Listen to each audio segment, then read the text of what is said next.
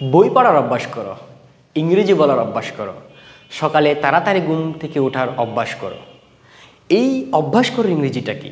আজকে আমরা শিখে নেব অভ্যাস করার ইংরেজি কি। অভ্যাস করার ইংরেজি হচ্ছে মেক আ হ্যাবিট অফ অথবা গেট ইউজড টু। তাহলে স্ট্রাকচার কীরকম হবে? Make a habit of plus verb plus ING plus object. So let's make some examples. সকালে তাড়াতাড়ি ঘুম থেকে ওঠার অভ্যাস করো। Make a habit of getting up early in the morning. ইংরেজি বলার অভ্যাস করো। Make a habit of speaking English. বই পড়ার অভ্যাস করো। Make a habit of reading books. সকালে দৌড়ানোর অভ্যাস করো।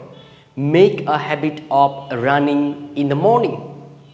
সকালে ব্যায়াম করার অভ্যাস করো। Make a habit of taking exercise in the morning. So leave an example in the comment below. Thank you very much for enjoying this video.